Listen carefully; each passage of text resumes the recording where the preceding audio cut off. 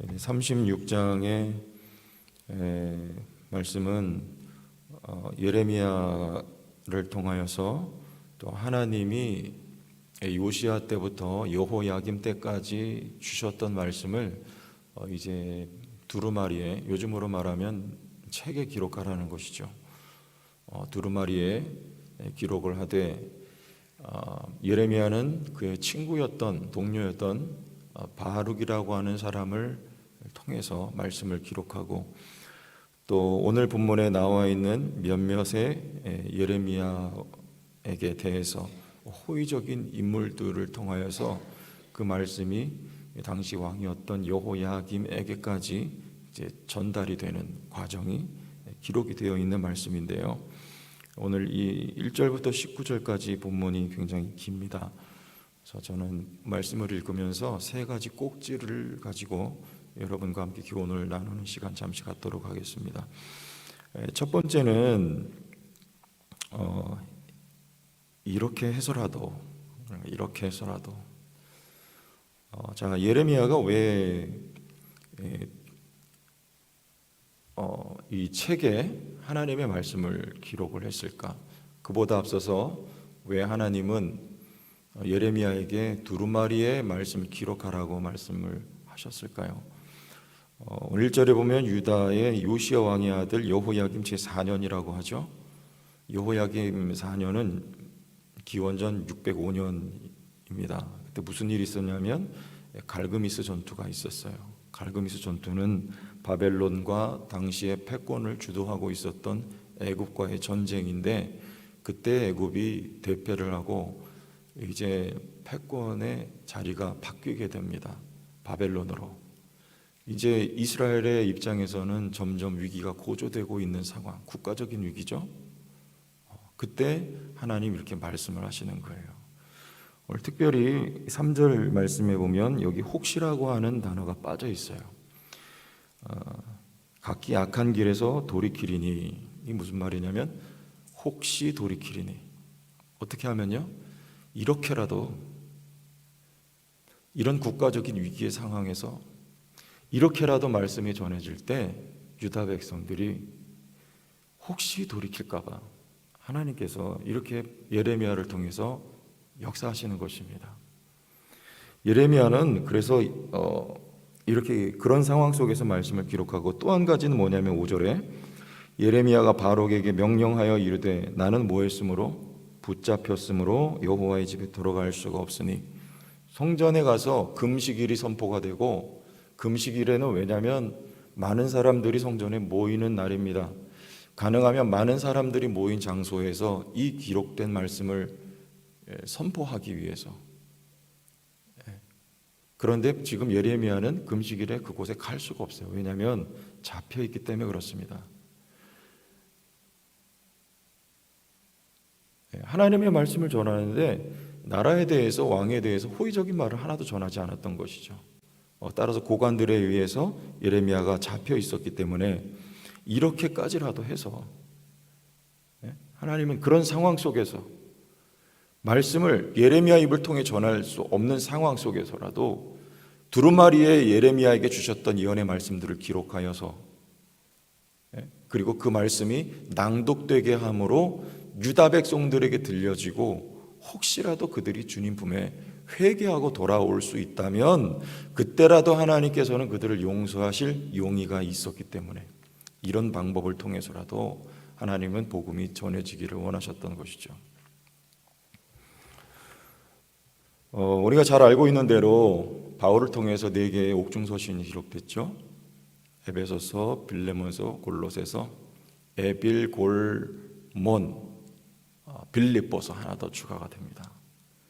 어떤 상황 속에서입니까? 바울이 로마에서 가택연금 중에 있을 때, 바울이 나가서 복음을 전할 수 없을 때 가만히 있지 않아요. 바울은 그 안에서도 자신이 다니며 개척했던 그 교회들, 성도들을 염려하며 걱정하며, 또 오고 가는 사람들을 통해서 그 교회 소식들을 들을 때 바울은 가택연금이 되어 있는 자유가 없는 상황 속에서 편지를 써서라도 이렇게 해가면서까지라도 하나님의 복음을 전했던 우리는 바울의 모습을 알고 있습니다.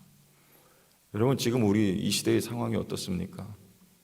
우리 예배드리기 어렵고 모이기 어렵고 사역하기 어렵고 이런 상황 속이시지만 여러분, 이런 상황 속에서라도 자유가 제약되어 있는, 어떻게 보면 상황 속에서라도 하나님의 복음이 전파되어야 되는 거예요. 초대교회 당시에 여러분 어떻게 했습니까? 상대방이 그리스도인인지 아닌지, 아군인지 적군인지 서로 알아볼 수 있는 방법이 뭐였어요? 물고기 그리는 거죠. 물고기 그림. 그리고 거기 뭐라고 써 있어요? 익티스로, 물고기인데 그거는 풀면 주는 그리스도시요 살아계신 하나님의 아들입니다. 물고기 그리면 이 사람은 그리스도인이에요. 알아보는 거예요. 그 사람과 교제하는 것입니다. 그런 박해의 상황 속에서 여러분, 이렇게라도 해가면서까지 상대방을 그리스도인으로 인식하고 서로 교제했던, 그리고 그들이 심지어는 어디 속에서 예배합니까?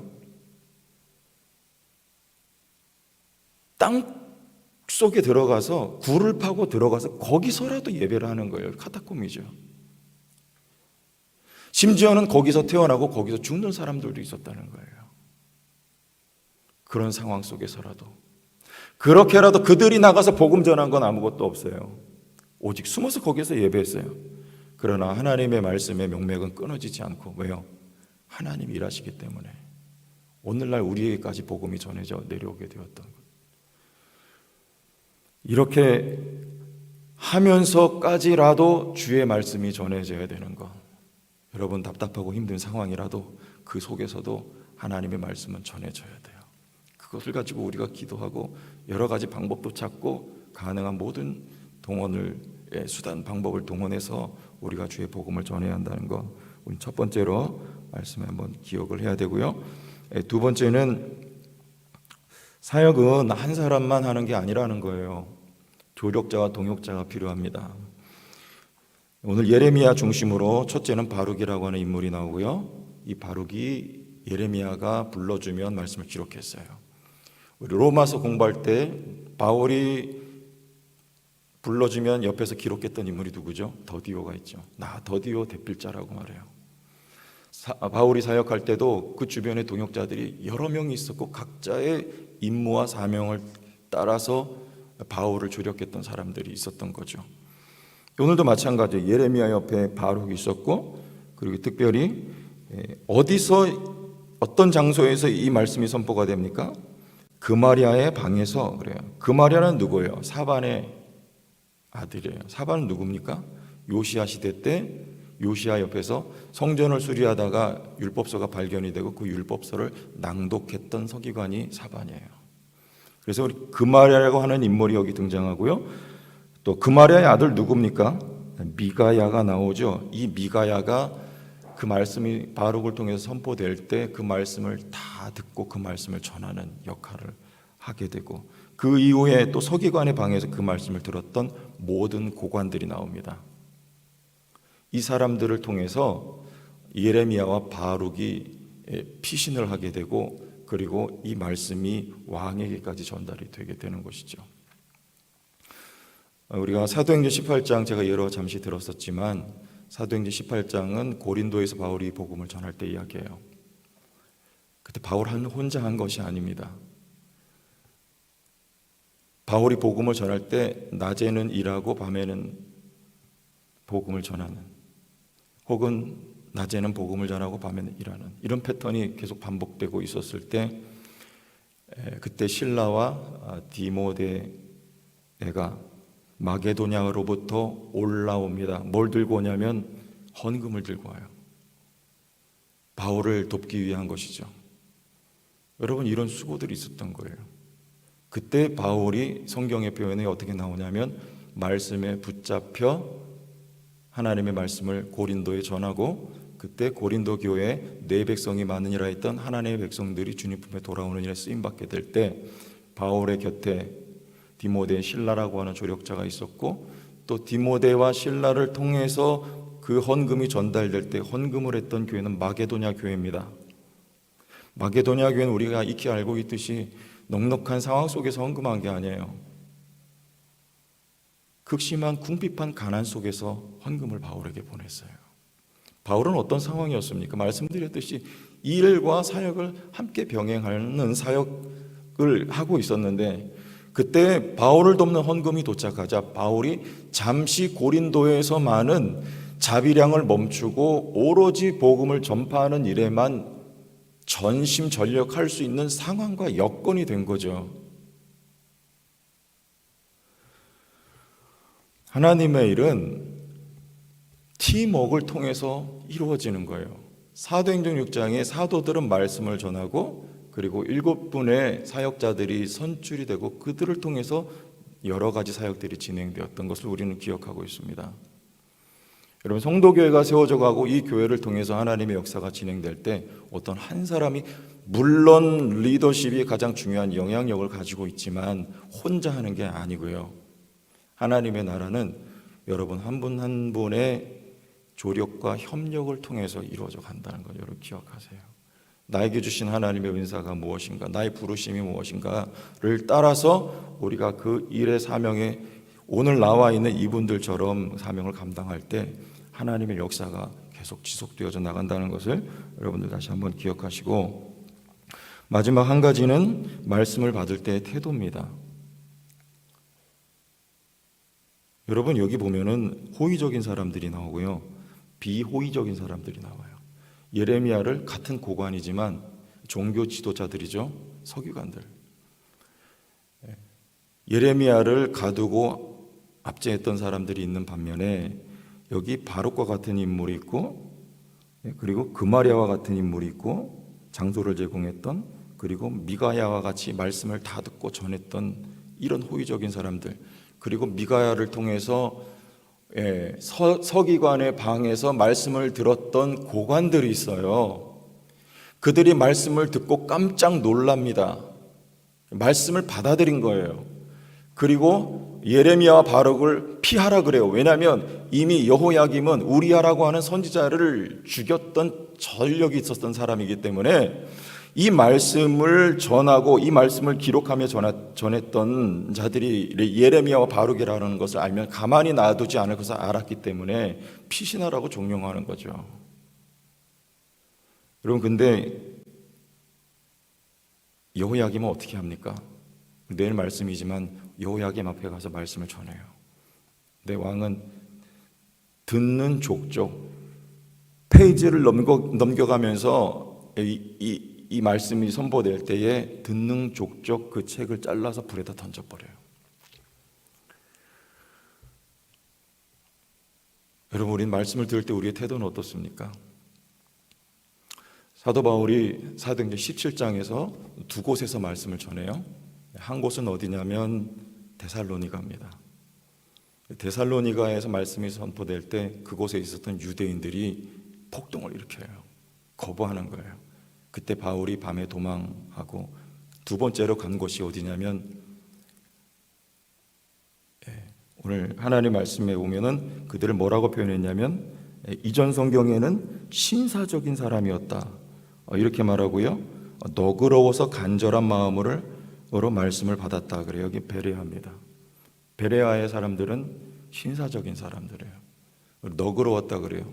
어떤 사람들이? 하나님의 말씀에 대한 태도를 말하는 거예요.